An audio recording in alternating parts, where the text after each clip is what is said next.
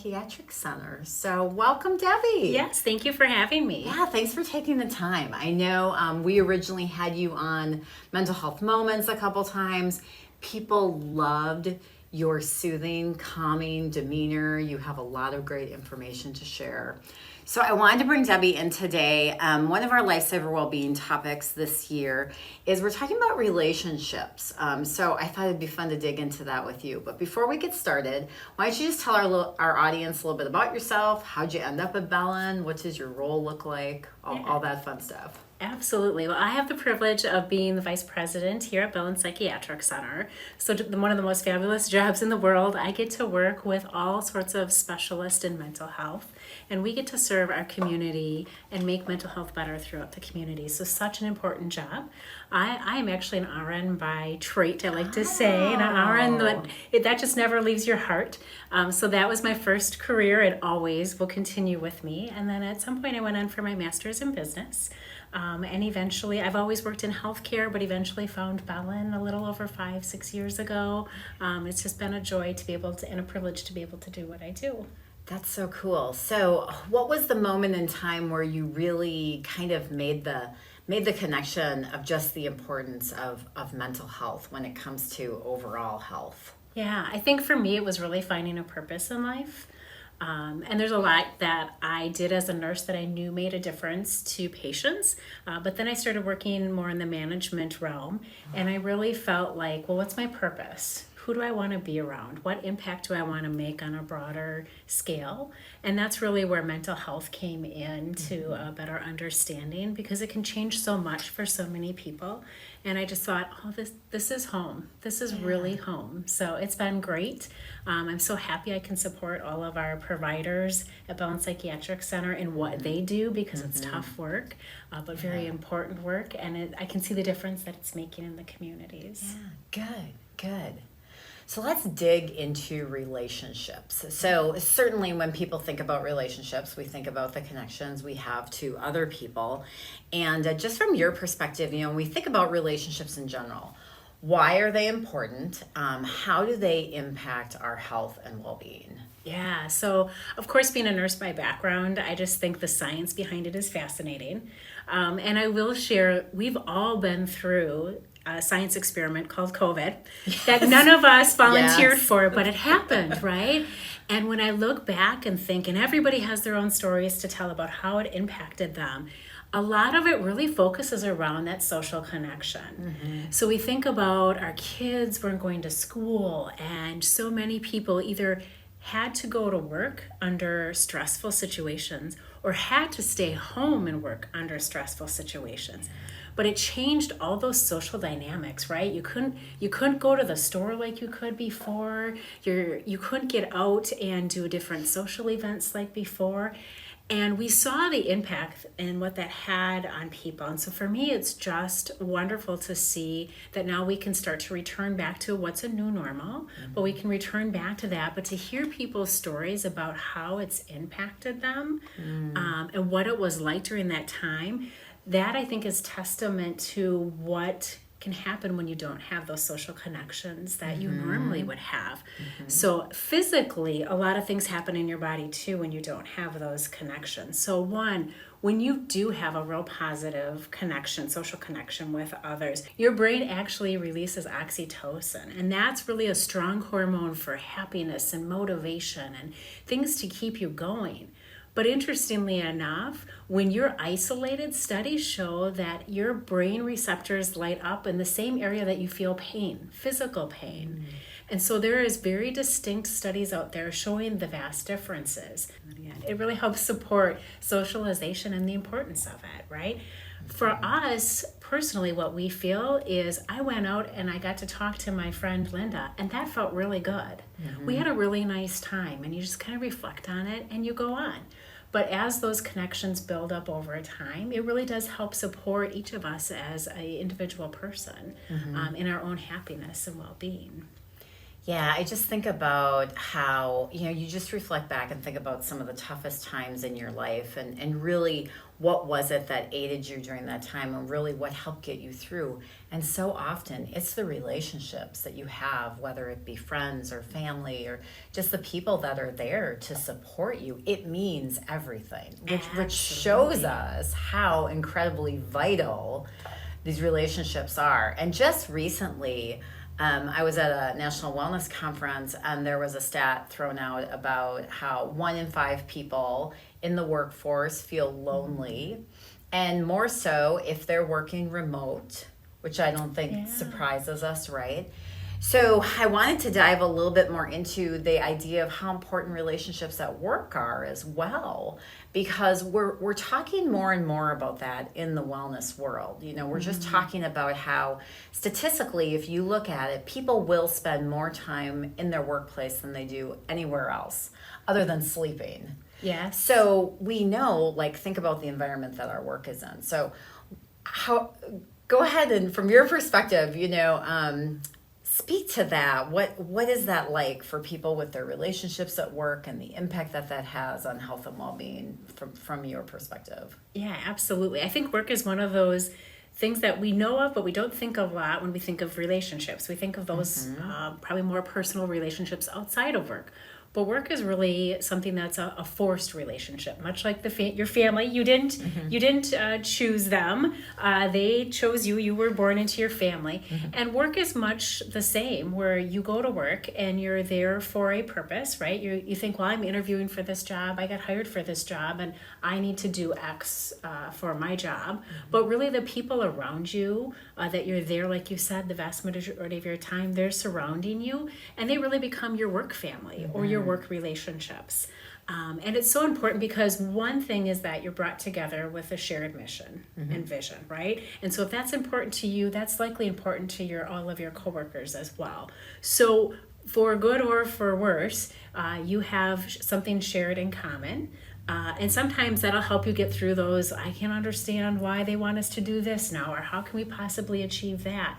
But the outcome of that can be really strong teamwork. Oftentimes people will find that they achieved things at work that they would have never thought was possible, right? So they want us to do this project and finish it in what amount of time? Are you kidding me? Or how are we going to accomplish this with patient care? And when we think about that and then we come together and we bond over that, we really make a stronger team and we really feel more fulfilled. And I think about there's times where I talk to some of my coworkers at work and I think, oh my gosh, you would be great for this position. Why haven't you applied for it yet? Who, me? I don't think I could do that. I don't know how I would do that. You would be fantastic at it, right? So oftentimes what we find through the end of this is that we discover new talents. Yeah. We feel that our self-esteem goes up because of it. And hopefully most of us enjoy going to work the vast majority of the time because it really is something very special that we have there. And our team really can thrive with it, which is excellent. Yeah. I think about just the gift that you can have in the workplace of people seeing the talents and skills in you that you don't see in yourself. And sometimes they nudge you towards doing things, like you said, that you wouldn't otherwise think possible. The other thing I thought of when you were talking, I thought about how during COVID, Chris Walesky, who's our CEO, she always ended her calls with Kapshi Kapshi Da, we go together, because we knew that we couldn't accomplish this alone. We had to do it together, which again just shows the power of the group and the relationships and the doing things together versus trying to do things alone. Yeah. Sometimes I think too, we think about those hard work days, right? And that's what we take home with us. Like, oh, today was impossible. I'm so glad it's done. I'm so glad I can go home. But the reverse is actually true as well. When you have really good days at work, you may be skipping out to go home. You're just thrilled, right? And we tend to remember the heavy things, right?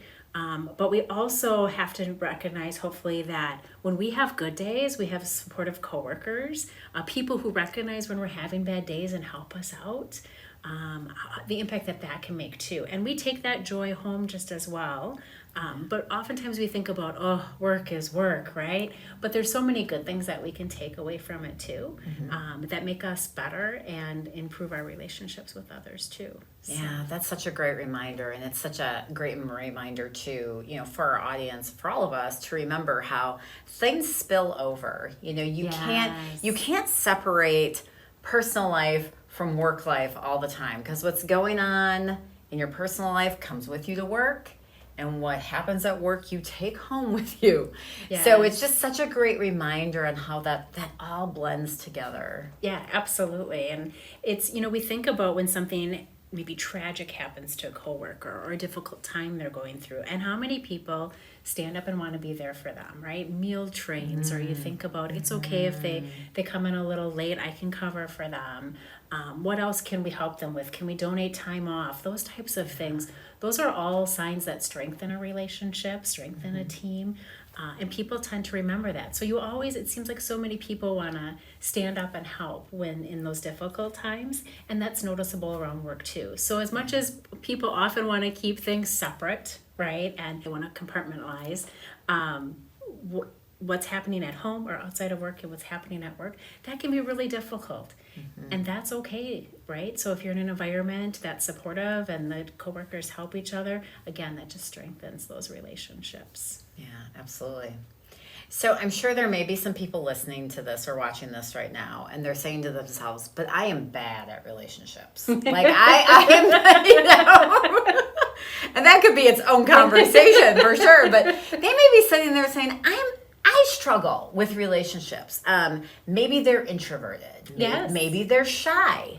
Maybe they feel socially awkward. Who knows, right? People experience a lot of different things. So if people feel like they struggle in the relationship, realm, what would be your words of wisdom, your advice for what they can do to help that? Yeah, absolutely. So it's okay to be introverted. It's okay to be extroverted. And many of us, it's on the scale really. And many of us just fall on a different part of that scale. So wherever we fall is okay. I like to look at it as what keeps you in balance, right? So some people really draw from being introverted and by themselves, but there are times where they still need that social interaction, that social connection.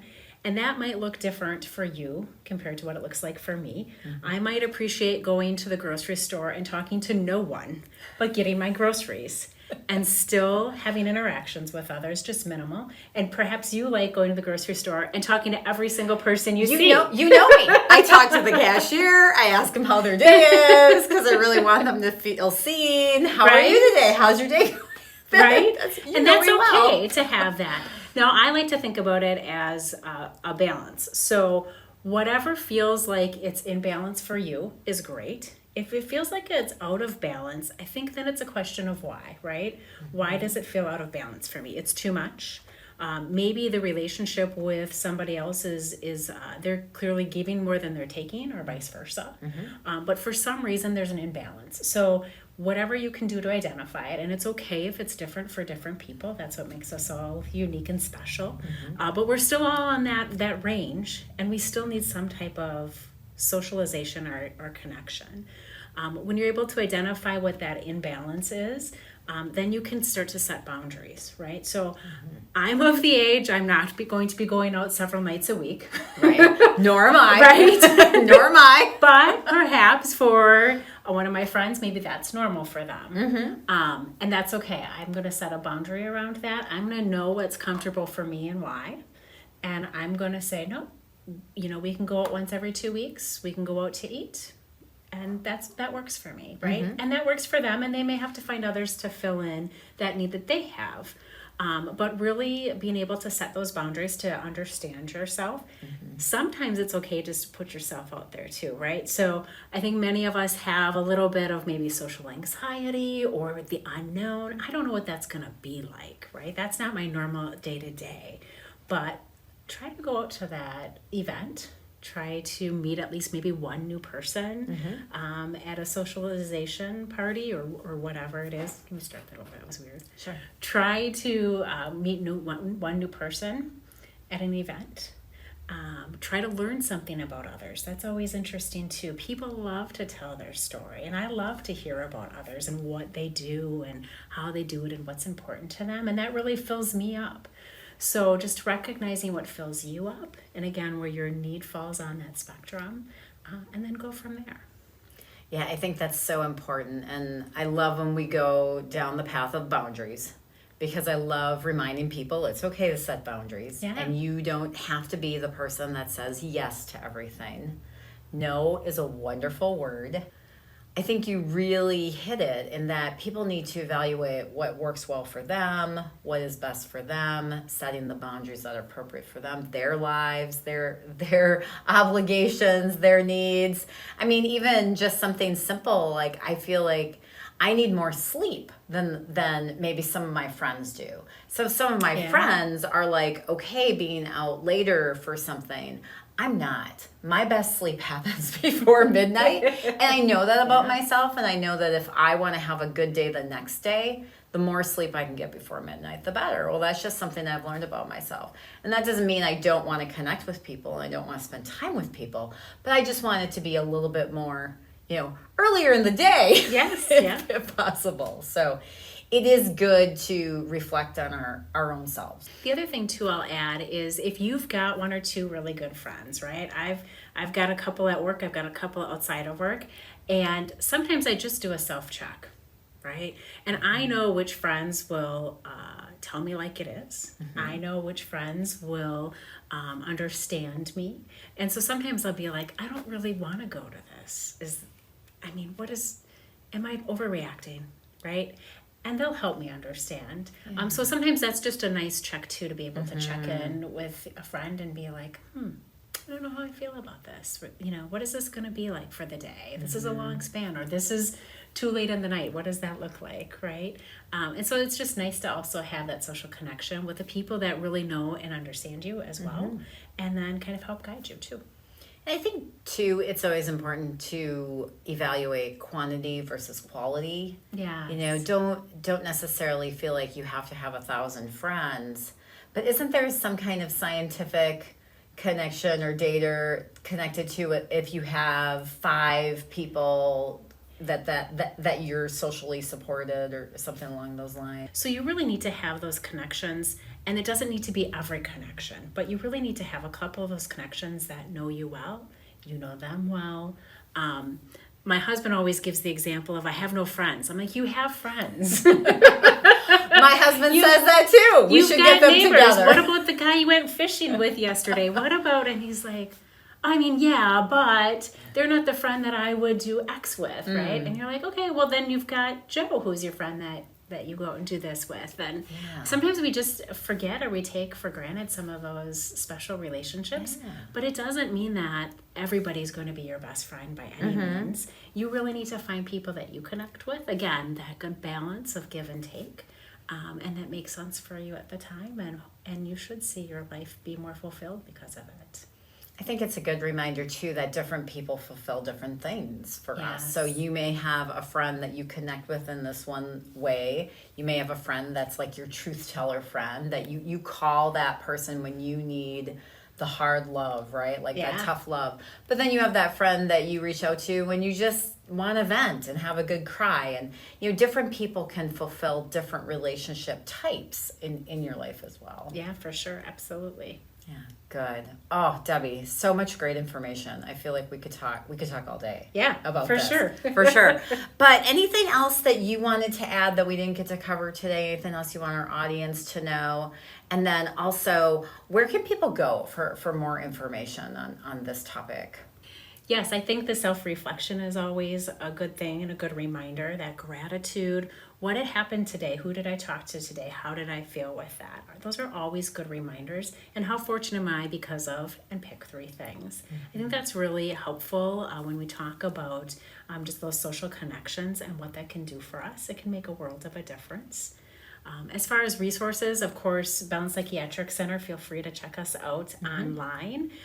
We have a lot of resources, both professionally and informally too, to assist, to read up on. There's a lot of apps out there. There's even just videos on YouTube.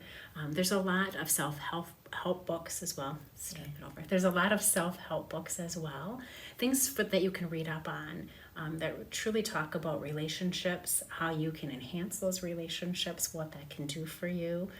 Studies show you live longer with more positive relationships. Oh, yeah. And so the more that you can engage, the better off you are. So find what works for you and continue to seek that out. Yeah, awesome.